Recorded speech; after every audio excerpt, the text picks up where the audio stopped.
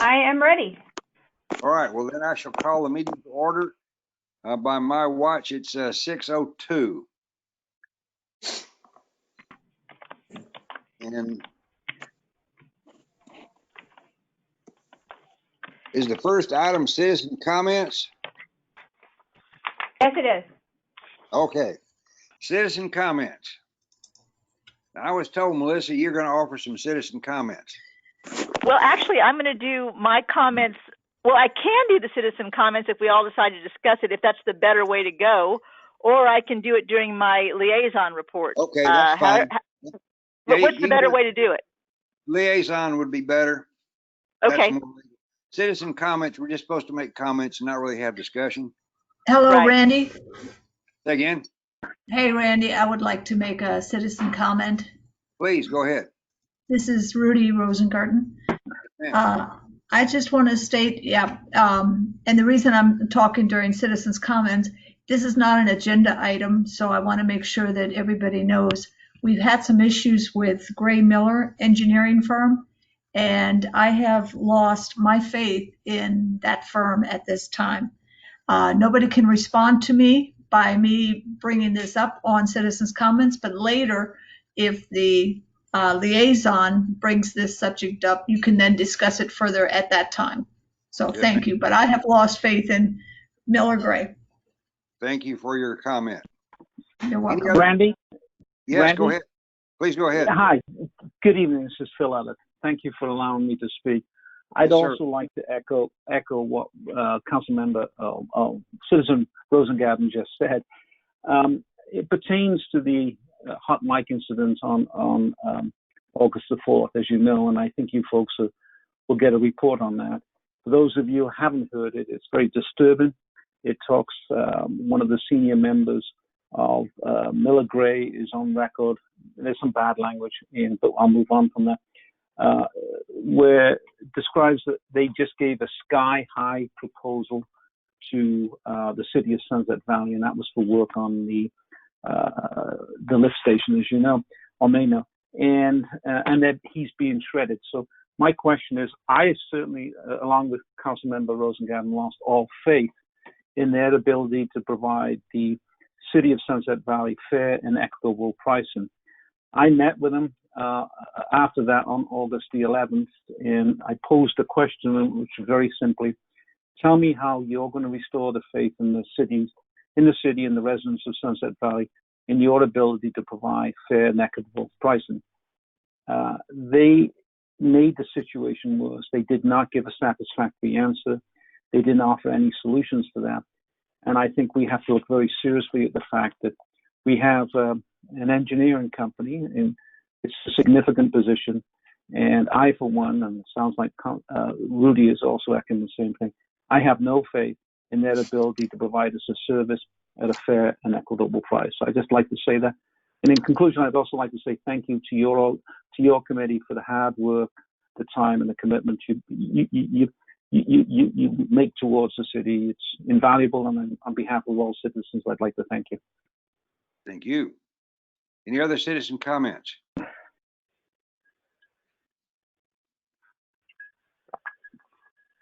All right.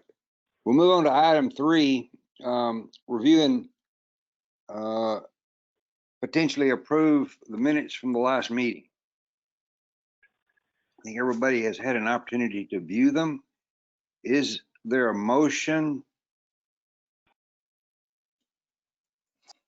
Move that we approve. Motion to approve. Is there a second? Mickey, second. Okay. We have a motion to approve and a second. Any discussion about the minutes from the last meeting? All right. It's Randy. Yeah, Randy, this is Charles Goyette. Yes, sir.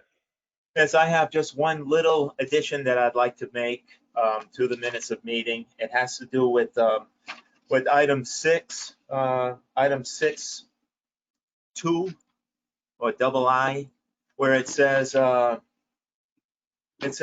committee recommended to go forward with the expenditure for the hydraulic and hydrologic analysis. And I just wanted to add to that just the simple word only, because it was restrictive, right? Right. We did narrow it down, so I just like that word added. Thank you. That's a good idea. Very Do good idea. the motion and the second approve that addition? Yes. Okay. Any other changes to the minutes? All right. All those in favor say aye. Aye. Aye. Any opposed? All right, minutes have been approved. Item number 4 is City Council Liaison Report. Hi there. That's Melissa. Go ahead. That'd be me. Okay, so we have 4 items on here. I'll move through the first 2 rather rapidly unless there are questions on them, being that the hot topic will be D probably. The first one is the mayor's budget, which came out, which differed from the Finance Committee budget. And I had the information sent out to you guys. The main thing kind of moves down into the next line, which is the project cuts. And if you look at the sheet that I had sent to you, which was a summation, you'll see that Lone Oak Trail and the Lovegrass Lane Pond Rehab, the Ernest Robles WQP rehab, those are the ones that were all cut. Sylvia, I will leave you, if you're there, or Carolyn, for comment on the mayor's rationale for that, because I haven't spoken with the mayor on that, if you have that. But that is those are the projects that went, and if we have commentary on that, I'd be happy to listen to that commentary as we go back to council. Do you want to speak to that, Carolyn? Oh, this is Sylvia. Or Sylvia, either way. So the discussion has been that we really need to get a capital plan, not just a capital plan, but a financing plan and a longer term plan in coordination with the budget department or the budget and finance committee. And so in my mind, those are capital expenses that were put into an operating budget. And so in the street fund, for example, the Ernest Robles and the Home Depot Boulevard constituted $833,000 of that. So it would appear that the street fund was in the negative, needing a transfer in from reserves. Those are capital expenses. And as engineers, you all know that you don't spend all 833 in the first year. So I really want to get us to the point where we are actually projecting and planning and budgeting for what's really going to happen in that year. The first year will probably include the engineering, the scope of work, those kinds of things. That alone is going to take about 6 months. And so we should only be budgeting whatever that proportionate amount is for that, and not make the funds artificially appear inflated or artificially appear over budget. So those are, I have commitments from the Budget and Finance Committee that they are willing to work and help put this together as we embark on impact fees and all the other pieces of the Land Development Code that will all affect all of this. Okay. Does anybody else want to talk about that before I move on? Okay. So moving down, yay. The good thing I particularly like about the mayor's budget is that they included a public works director position. And so yay for them for doing that. And it's 105. Which is different than what it was said. There was a typo there where it said 155, so it's 105 base salary and bennies. So I think that will be helpful personally. And then we move down to Miller Gray, which is I had sent to you the link so that you guys could listen to it if you want. Since I didn't make a comment during public comment, I'll make mine now. I disagree a little bit with Councilmember Ellett and Councilmember Rosengarten. I haven't particularly lost all faith in Miller Gray. I'm certainly incredibly disappointed, but I don't really want to write off a contract is between 2 entities, in my opinion, and we have our responsibilities to lay things out, and there's their responsibilities to lay out. This is also playing out in another area with the farmers market. And I really do feel like we're very stretched in the city, and things are falling through the cracks, in my opinion.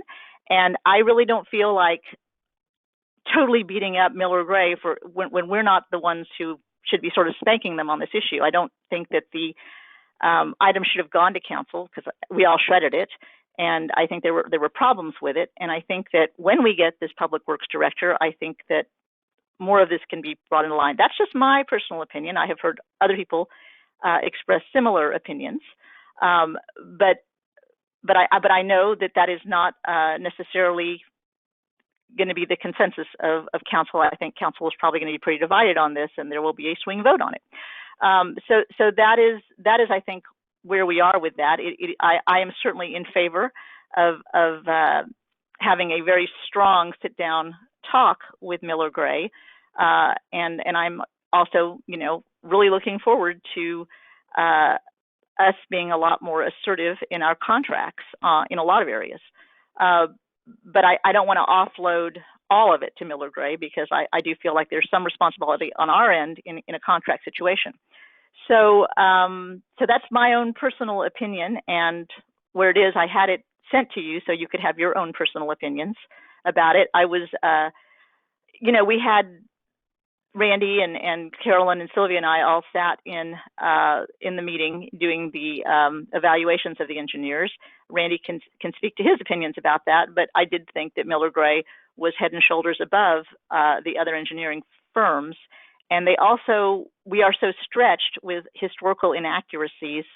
Nobody knows anymore where things are in our public works kinds of things, and they have been with us a while. And to cut ourselves now, when we have people who know things about us, has its own liabilities. So that's my own opinion. I'm happy to answer any questions about it, but I would certainly have a very, very strong conversation with Miller Gray. But I do think we need to be equally strong in our vigilance on our ends of contracts as well. And if anybody else has questions, I'm happy to attempt to answer them, and I'm sure Randy can also. Questions, comments from anybody? Yeah, Randy, this is Randy Rosengarten. Yes, sir. Go ahead. Apologize for not being at last meeting, but had some other obligations.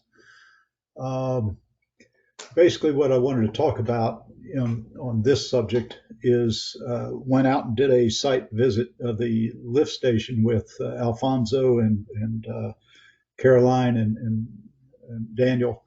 But basically, we talked a little bit about the proposal, and I agree with Melissa on the point that I think that the proposal requirements sent to Miller Gray were overly broad, not very specific, and I think that we need to perhaps look at how we develop those. And I think that if we get a public works director that has some managerial experience with consulting engineering firms or an engineer themselves, it will have a little better grasp of how to write the care and feeding and handling of consulting engineering firms.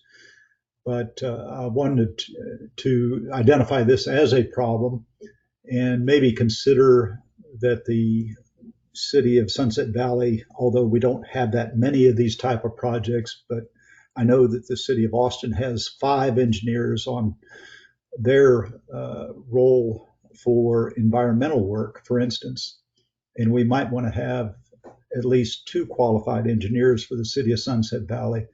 And the reason I say that is that when you have a proposal that comes in over a certain dollar threshold, you probably want to have more than one engineering firm proposing on it. Otherwise, you run into this situation of having a sky-high proposal and no other option. And you can't really gauge that unless you have some competing proposals from other firms. And in my experience as a consulting engineer, you bid sky high, when you don't have the knowledge and experience to perform on the proposal. It means you're going to have to learn on the fly.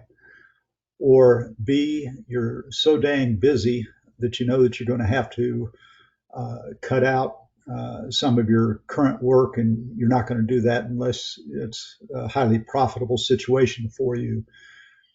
And one of the things I learned early on is dealing with, for instance, General Electric. They told us that they had a list of engineers themselves, but as they gave more and more work to those engineering firms that were on their preferred list, they found that they got lower and lower quality service because more and more junior type of people were being put on their projects. Why? Because they had a captive audience.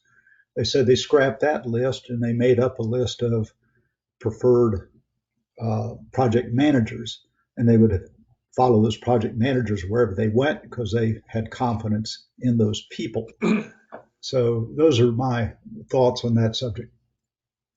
Okay. Well, I'm really grateful for your thoughts, Randy, because I like the idea of having a second firm, because I like having a couple of bids, and I think that's an excellent recommendation, because that's a win-win where we have experience and something to compete against. So I really like that idea, and I will certainly take that forward my own self if everybody else agrees with it.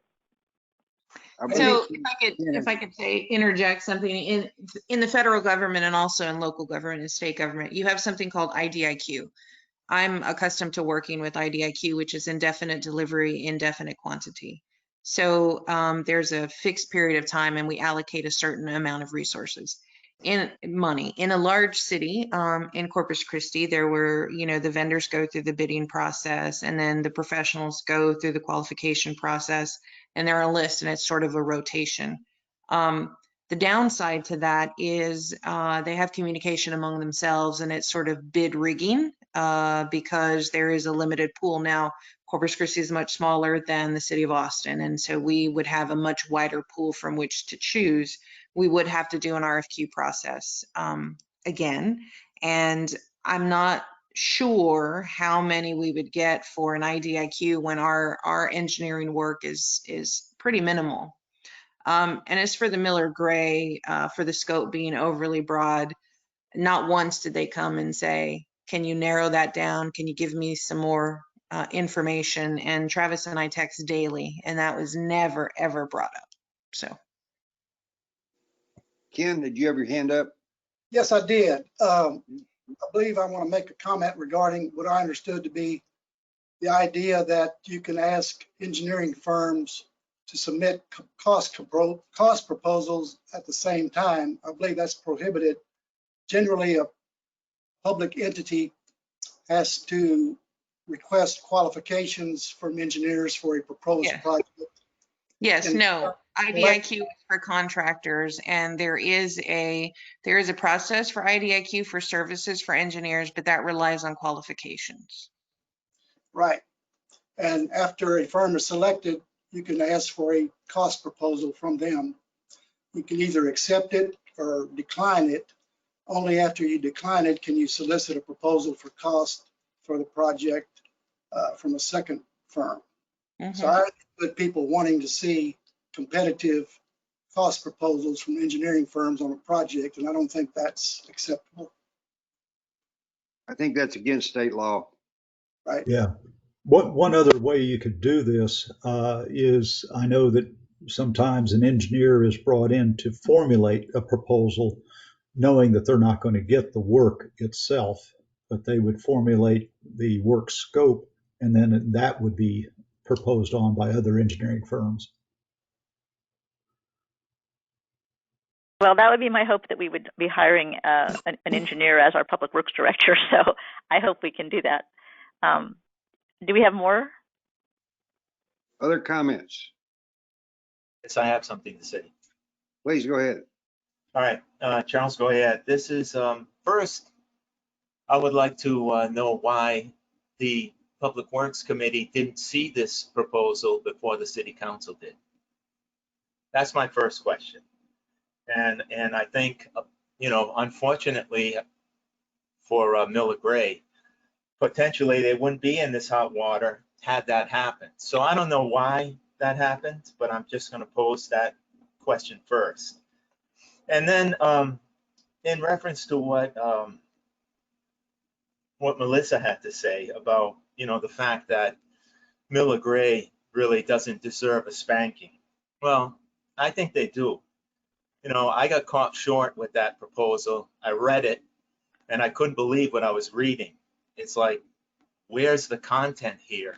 And it's like, I'm not really geared for numbers in terms of costs so much, but it was like, wow, these numbers, these costs look way out of whack, out of reality, especially based on the justification, as well as sort of just including a lot of extra stuff, just kind of going along without saying.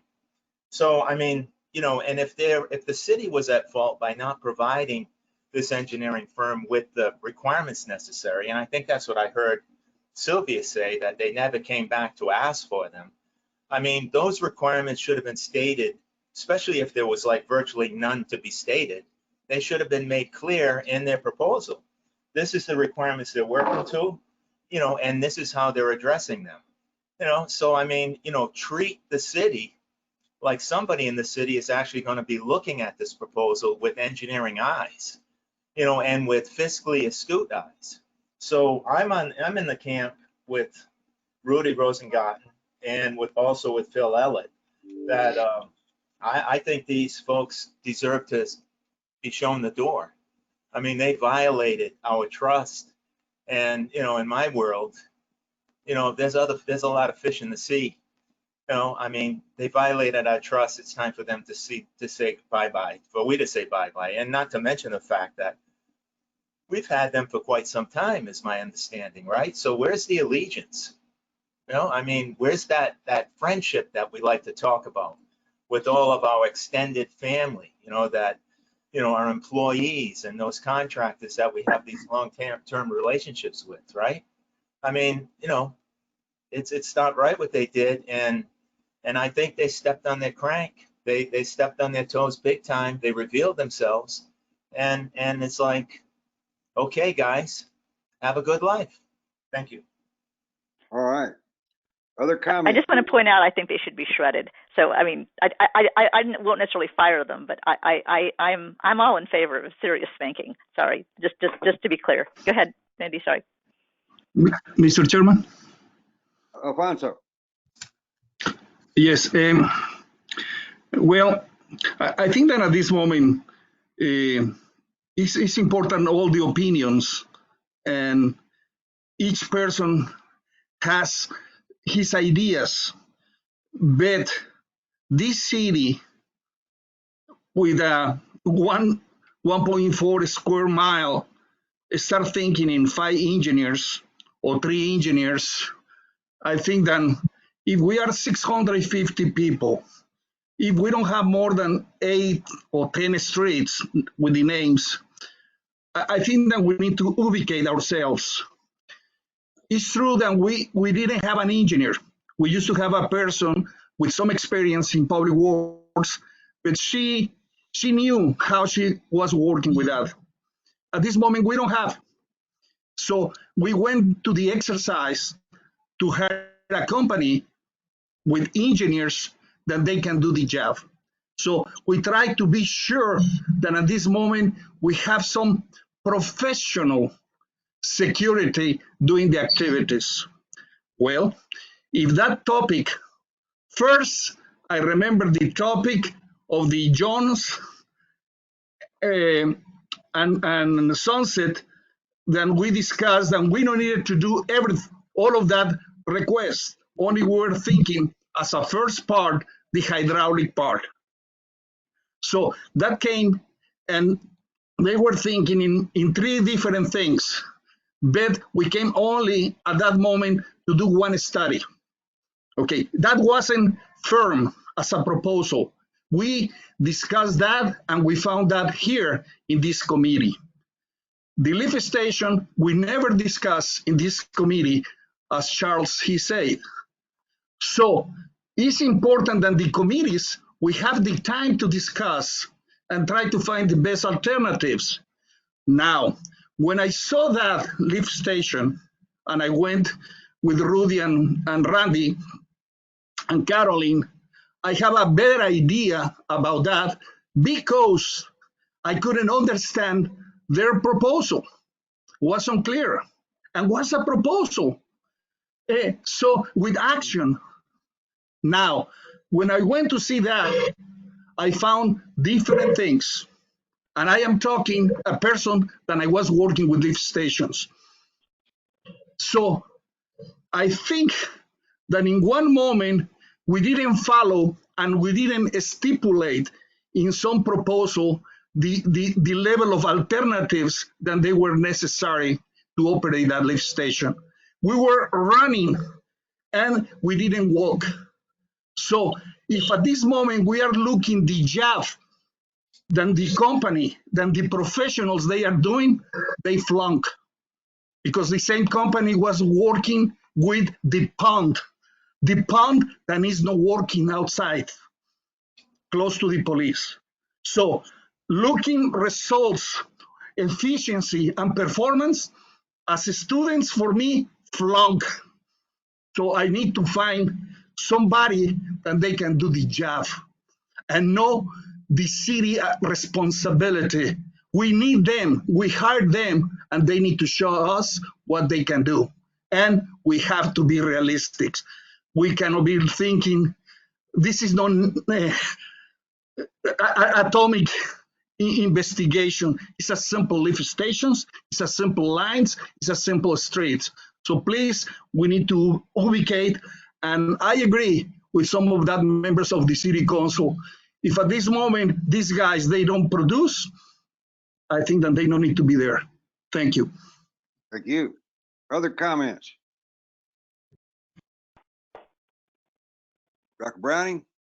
Yes, I agree with the speakers who say we need to fire them. I don't think they've met the standard RFP or even a verbal request for information.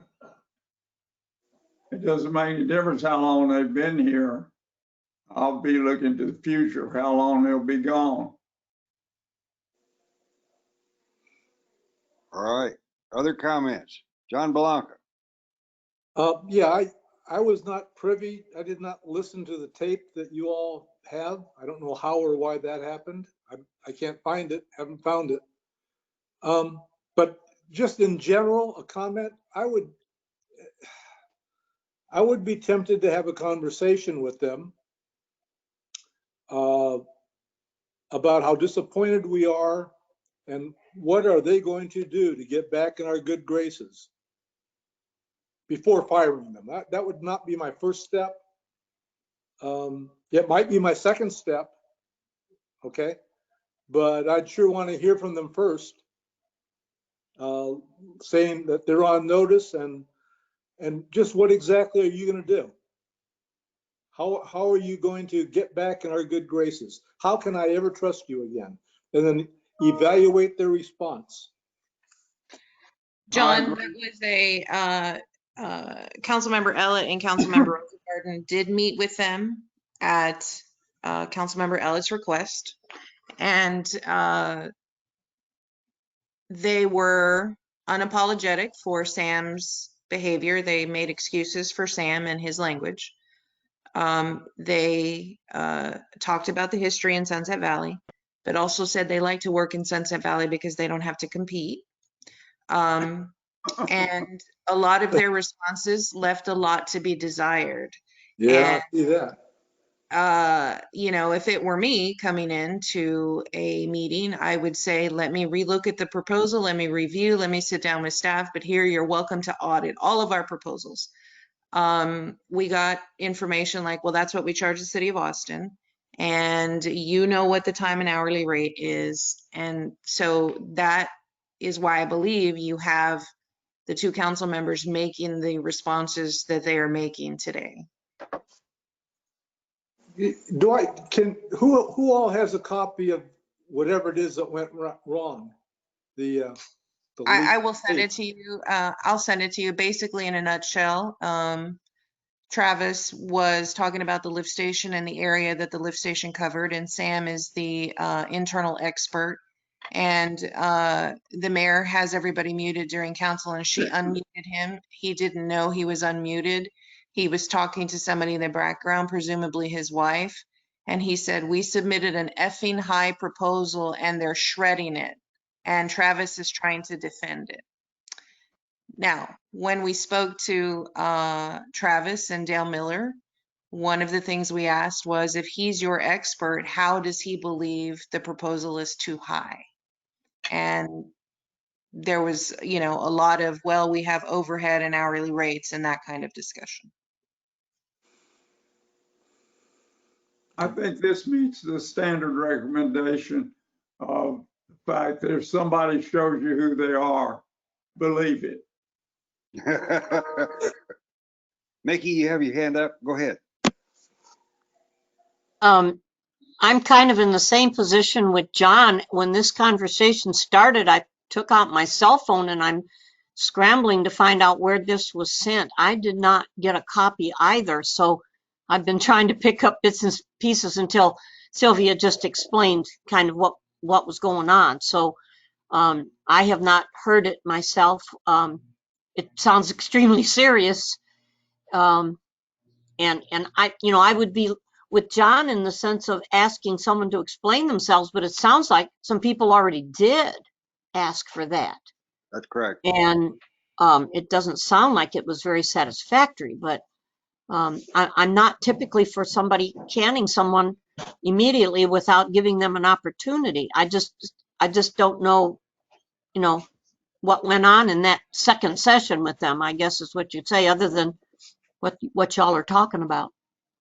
Thank you. Sure. Any other comments?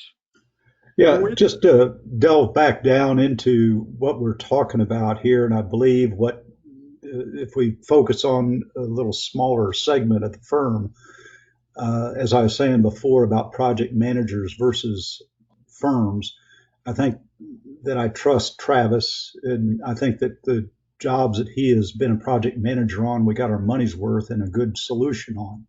I agree. So now he's in a firm, though, that allows other engineering experts to give these, quote, sky high proposals. And that's a systemic thing that's wrong with the firm itself.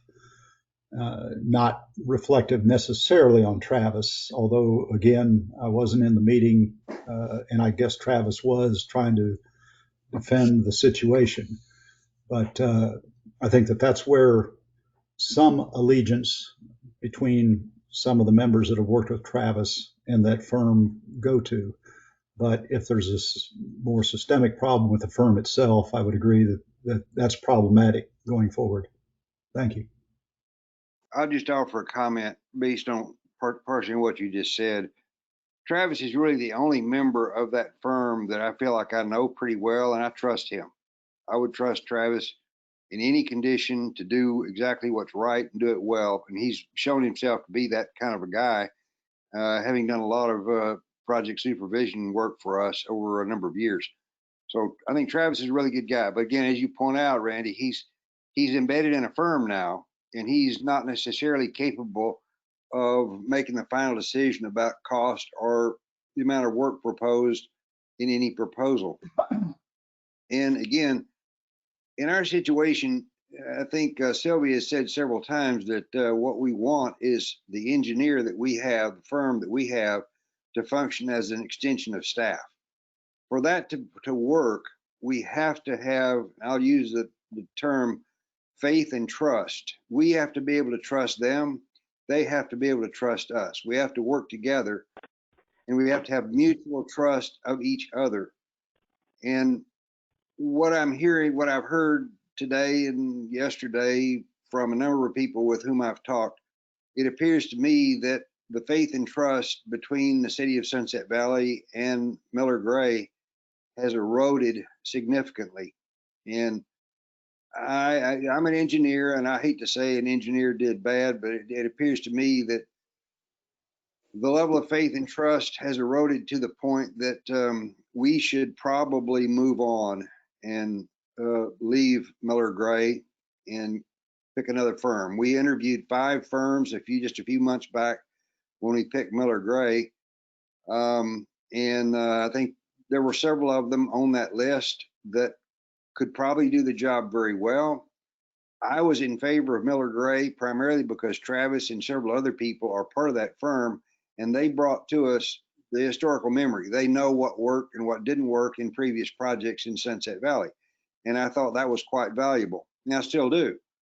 And we have to keep in mind that if we do move on from Miller Gray to someone else, to the second team on that list, we're probably going to lose that historical memory. And that's a cost to us for sure.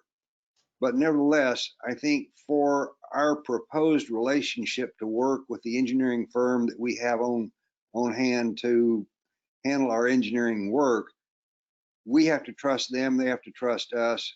And it appears to me from everybody that I've talked to and from my own observations of the proposal that they submitted in this case, and also I will reflect back just a little while ago, we got a $100,000 proposal to look at the drainage problem and to design a mill and overlay project for us.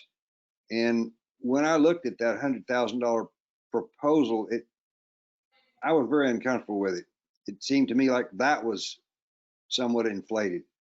So anyway, it appears as if the faith and confidence that we need to have with our engineer is probably not there with Miller Gray. And my thought is it's probably best for us to move on. But again, that's just my opinion. Well said. I have the audio. If you'd like me to play the audio, I can play the audio. Otherwise, we can just keep moving. Go ahead and play it. Okay. Excuse me. Am I on? Yes. Yes. Oh, okay. Charles. Okay. Hello. Yeah, Brandy. I mean, I'm gonna have a tough time, coming and saying anything more eloquent than what Randy just expressed. I think he basically said it all. The function of trust and the function of that trust being broken. But I wanted to pick up on a couple other points. So Alfonso making I think a really good point with regard to the last major involvement of this firm.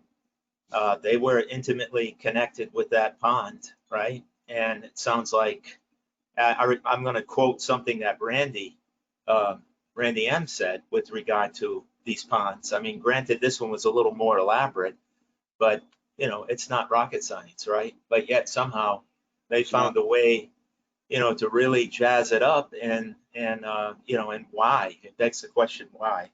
Where was the oversight? So, this regard, I mean, I sense that this Travis guy is very well liked and respected. And, for me, it's not personal. I don't even know this guy from a hoot owl. I mean, I may have met him once.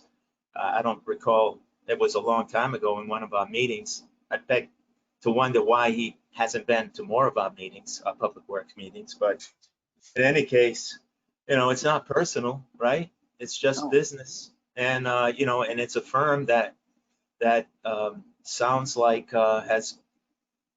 it's toxic, and it's not doing, I think what Travis needs to do is find another job. Maybe we can hire him back with that new firm. But I also wanted to ask the question I asked originally is, why didn't we see this proposal, the Public Works Committee, before City Council saw it? How did that happen? And can we try to avoid that from happening in the future? Thank you. Yes, I'll answer that. So the committee saw it simply from the budget perspective. We did have a conversation about the condition of the lift station. Everybody agreed it needed to be important. Council put a certain speed that they wanted to see things, and so that's how that happened. But trust me, lesson learned, even with the speed that the council requests, we'll call a special public works meeting. Very good. So I'm going to play the audio. It's about 5 seconds long. And Travis, I'm going to better articulate my question also in a minute.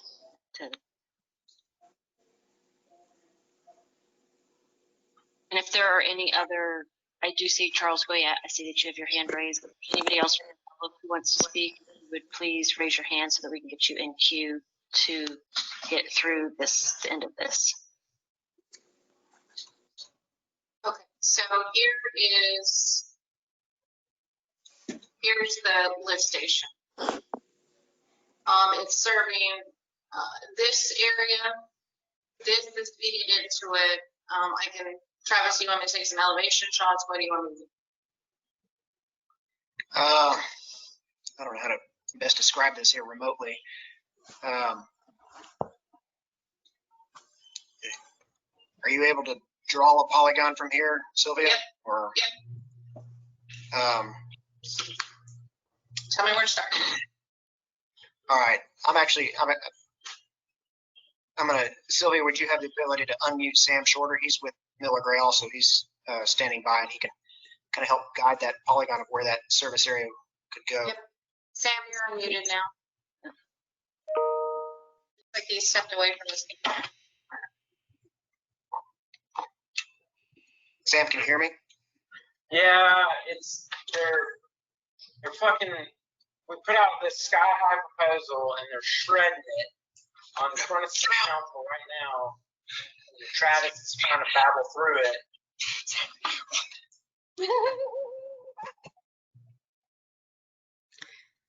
That's the audio. That's it.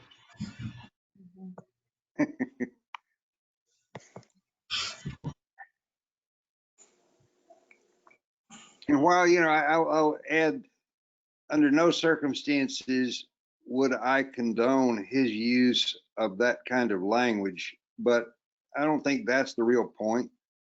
The real point is they have apparently taken a viewpoint of presenting to Sunset Valley somewhat inflated costs for proposals for engineering work, and for whatever reason, that's not something that helps us develop a sense of trust of them. And maybe they don't have any trust in us either. And so again, it says that our relationship, it says to me, our relationship is not very good. And, I'll just tell you one more war story here. My group at the university does work for the Austin District of TxDOT, and they trust us and we trust them. So I got a call last Wednesday from the deputy district engineer, and he asked me to do about 2 months worth of work in about a week. And what did I say? I said, yes, sir, we'll do it. So I had to work around the clock for about 3 days to get this work done. We did it. But that's what a good engineer will do for you if you have trust in him and he has trust in you. That's the kind of relationship that we want with our engineer. And it's possible to get it. It really is. Yeah, it sure is. It sure is. Any other comments? I'm going to take this that it's the group consensus from the committee that we move on. And I'm going to take that as my recommendation from the committee, because that's what I'm hearing. Is if there's anybody else who strongly disagrees with that, I just like to know that's the people are comfortable that I'm going to say that. Okay. All right. I just like to be able to report accurately, and I wanted to say that I was going to say that out loud, and I wanted approval. Thank you. That's pretty much what I heard. Okay. Just want to that will be what I will report. Okay, Melissa, anything further? No, I don't believe so, unless people have any questions on the budget or anything else moving forward. The comments on the lift station, I have a lot more to say about that. Am I echoing for other people? No, not for me. Okay. We'll move to that. Alfonso did a great, spectacular job with an analysis for that, and we'll be putting that up later on in the meeting, so then I'll speak to that later. Thank you. Okay. Carolyn, what's next? I don't have the agenda in front of me.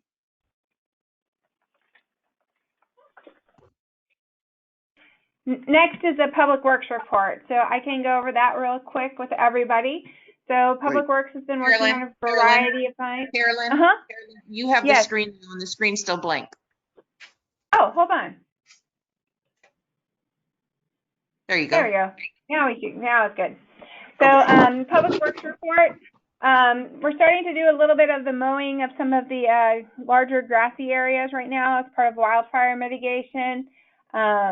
We have been working on different cross-connection and RPZ activities, working with some of the residents who are starting up the what was the conservation rangers as Sunset Valley Nature Watch, and then just doing a lot of regular maintenance activities throughout the city. And if there's any questions on any of those things, I'd be happy to answer some of those questions. Questions? Yeah, go ahead. My question, Carolyn, is the status of the meter replacement program. How many are being done? What schedule? And I understand some of our neighbors have gotten them, but I have not. And just curious where we stand with respect to how many and how much longer it might take. So that's actually a topic of discussion for tonight's meeting, and we'll go into it in further detail tonight. But we purchased 100 meters originally in this last year, basically, and we have replaced. We've already used about, I think it's 92 of those meters. Let me double check. Daniel just sent me an updated list real quick, and we're at 90. So we have a few more, and I think we may have actually replaced 2. So about 90 have been replaced so far. So we'll be discussing that project a little bit further this evening. Okay, thanks. You're welcome. Anything else? All right, what's the next item on our list?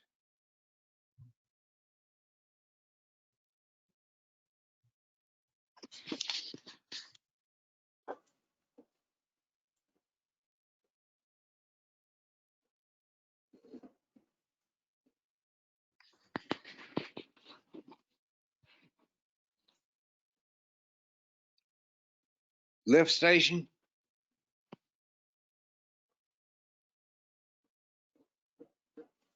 Carolyn, we can't hear you. You there? Oh, sorry. Somehow I muted myself again. So I don't know what happened. We have put together kind of an outline, and thanks.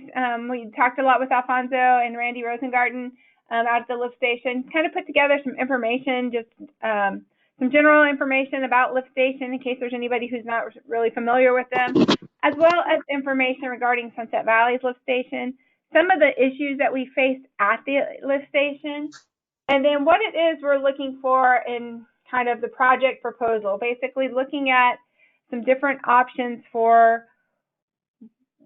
address the issues we're having at the lift station, and also to address not only the current needs, but the future needs of the lift station. And so that's where we're at right now. I can kind of give a brief overview of some of the issues with the lift station. So the lift station is approaching like almost 30 years old. I don't think 30 years ago the idea of flushable wipes and different things like that was as frequently used as now. And so that creates a lot of issues with the impellers. So about every 1.5 to 2 weeks, just depending on wastewater production, they are having to go out and they have to pull the pumps up manually and remove the wipes and stuff that get in these baskets that the guys have fabricated to catch the wipes. Otherwise, before that, they were having to pull the pumps regularly because the pumps would be the wipes wrapped up in the impellers, and just then they would stop, and then we'd have just lots of call outs and issues. So that's one of the issues that we have. The current pumps do not have any real cutting mechanism. They're not cutter pumps. They're not chopper pumps. They're solid handling pumps. The other issue we have is that the lift station is currently powered by single phase power. And you guys are probably more familiar with the different, with single phase versus 3-phase power. But 3-phase power is generally more reliable and consistent, and it allows for different things. And most modern lift stations are going to be using that 3-phase power component. There's a couple other issues with the lift station. It needs some fencing changes. It needs a light and signage. So these are some of the issues that are kind of facing the lift station at this time. And so I know Alfonso could probably talk a lot about all of this as well. He's spent a lot of time looking at that. But we also, looking at that, wanting to get a good analysis of the lift station and the area around the lift station, all the inverts for the manholes that are leading into the lift station, and looking at not just the current use, but the future use. So, I think, the Holiday Inn was built, I think, in the 2000s, and we're going to continue getting more development probably along that stretch of Highway 290. So we have to look not just now, but in the future. We also have the issue that you probably talked in this committee before about the Stearns Lane, the annexation of those houses at the end, and if that's going to play a role in this as well. So all of these different components, doing not just a survey, but a flow analysis of the lift station, and basically coming up with kind of narrowing it down to 3 possible solutions.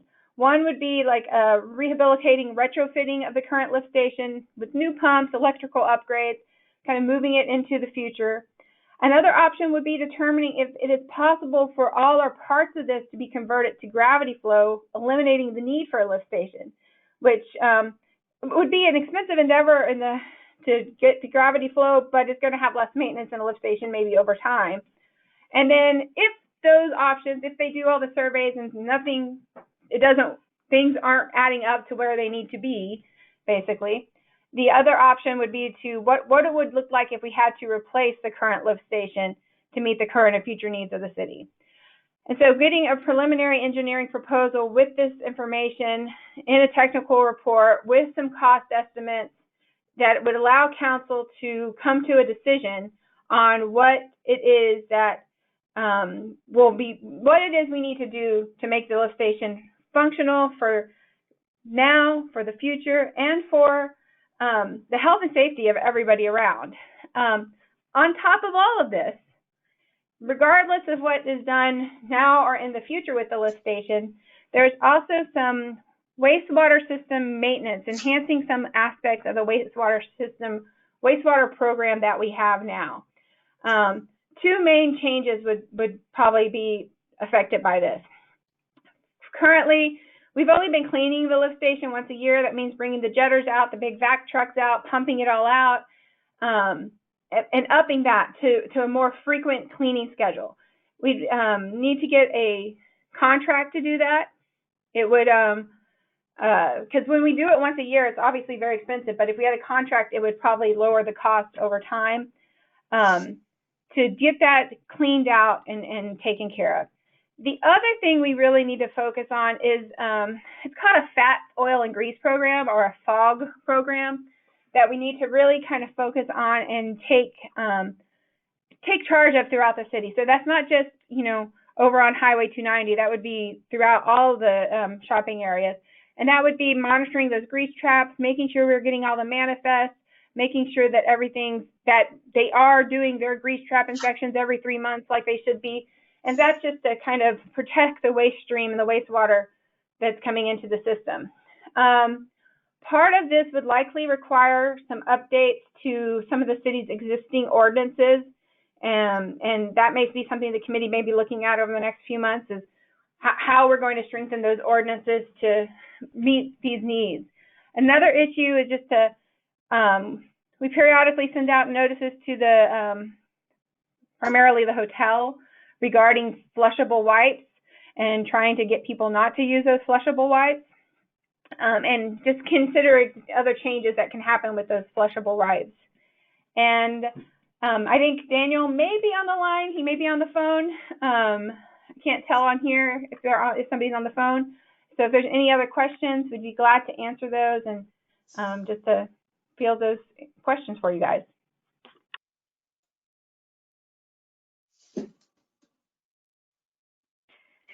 Carolyn?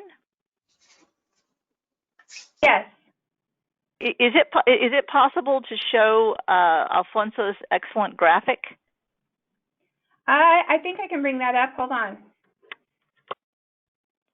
I just want to thank Alfonso. He did a really nice flow chart of this, and I asked him to put some rough prices to it, And the first one, you know, he said he didn't know for sure, but roughly, if with the renegotiation of that contract, potentially $5,000 a year, and then the other two engineering about $22K, which beats the heck out of what we saw from Miller Gray.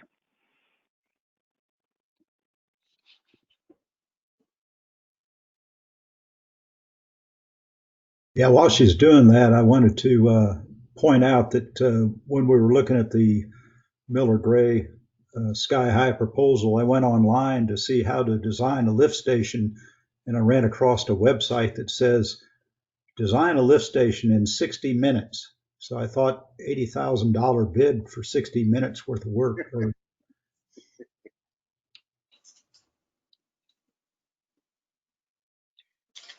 Yeah, I'm not a lift station designer by any means, but if you tell me what you want to have pumped, I can probably have a design for you in a day. I mean, it's no big deal. There you go. The hard part is to estimate how much gunk you're going to have to pump based upon knowing what the land use is that must be served by the thing. And there's some difficulty with that. There's some work involved with that. But once you've estimated the quantity to be pumped, it's not a big deal. At least from an engineering. So there's the lovely diagram. And Alfonso, if you're on, you might want to talk about your wonderful work. Hello.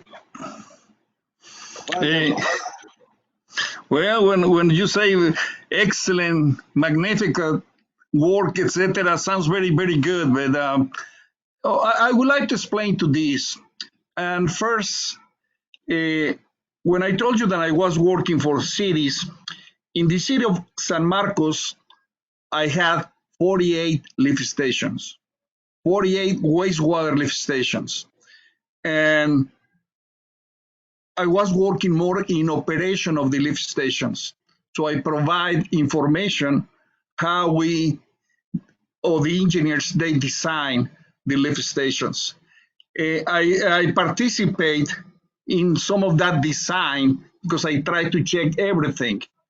So I was working there for 18 years. And since my first week, I was working with that, checking that lift stations and how they were working. So I had a little experience with that. When I went to Bastrop, in Bastrop, we installed almost 18 lift stations, wastewater lift stations. And I was looking how they were working.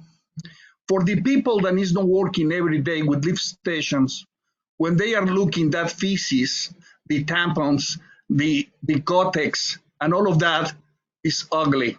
And they believe them, forget it. But when you are working with that, it's normal, it's natural. Look in this place, when I went to see that, I was surprised because it was very clean, that place. The electrical controls, they were incredible. So the minimum requirements was they didn't have a sign. The intruder fence wasn't as now the rules they said. The lights for night, they weren't if they need to be working with that lift station. So that kind of things was minimum. When we opened the lift station, it wasn't smelling bad, as I used to see some of that lift stations. Obviously, at this moment, the hotel is not real busy. So we don't have a lot of people in the hotel. And the restaurant is in the same way. So my assumption is we don't have a lot of waste from that place. And that is the worst. But for us, that we used to have lift stations in malls or areas where they were dumping and they were producing a lot of food, and hotels or jails, we have big problems, and we try to choose the best pumps. But when I started working in San Marcos, we didn't have money. I was in the 80s, and in the 80s, the oil went down and we didn't have money. So my lift stations, we have to think a lot and we have to innovate a lot. But one of the good things was first to clean that places. So I was talking with the persons, the guys that they had vacuum trucks. And I was talking with them and I said, look, if you bring the grease, you bring the septic to the wastewater plant, we can do a good deal. So I was dealing with that pumpers. So my lift stations, they would start cleaning that every month. So soon we found that some of them, they don't need every month. And some of that, they were single phase at that time. Not all of them, they were three phases. And they have that problems with that solids. So in our case was always cleaning, maintenance. My operators, they were certified operators. So I couldn't use them in cleaning, and it's very, very dangerous to leave all of that canisters with solids, but with the vacuum trucks was very easy. So my operators, they were more mechanics and technical electricians, and no guys, and they were cleaning the things because previously they used to have a lot of accidents. After that, no more. Look in this lift station. In my opinion, it's true that pumps, they are single phase.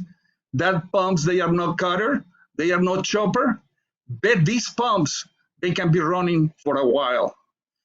Now, if the hotel is coming back and the restaurant, we have to enforce the industrial pretreatment program.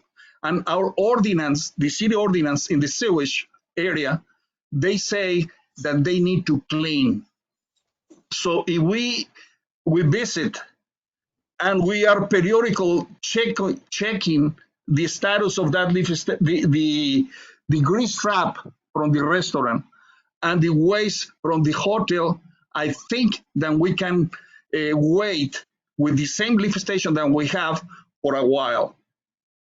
Now, that doesn't mean that we need to study at this moment the possibility of partial deviation of the flow, not to the lift station, perhaps gravity flow. Now, we need to study how much is the cost, because perhaps we have to spend a lot of money in open channels or tunnel channels, then will be expensive. So it's not so easy, but we can study. At this moment, it's important to know the level of the manholes on the top and on the bottom in order to see if we can move by gravity the flow. We don't have that study, but that doesn't mean that it's, in my opinion, emergency, but we need to have. We need to check also the flows. At this moment, the lift station, I made the calculations about flows according with the number of rooms that you have in the hotel, the number of people. I saw the houses, I saw the business, but this kind of thing has to be official. And if we move in that direction, at that moment, we have to certify that all of that is true. So if we will have another 5 houses or 6 houses as or 7 houses and another business, then we have some addition to that lift station is extra flow. So we have to study that at that moment.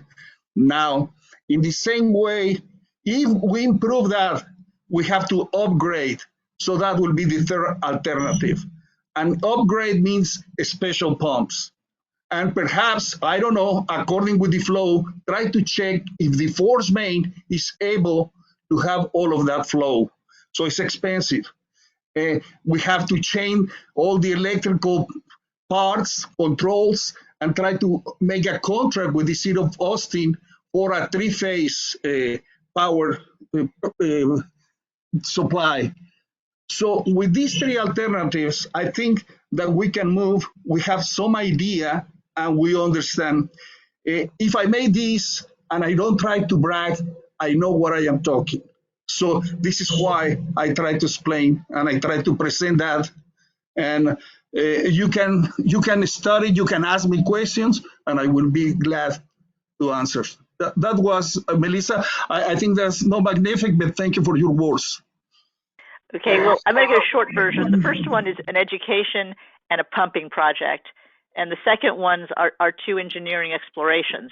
And total to the first one was roughly around 5K, and the total to the engineering for the other two suggestions for us to investigate, if it comes to that, is around 22K.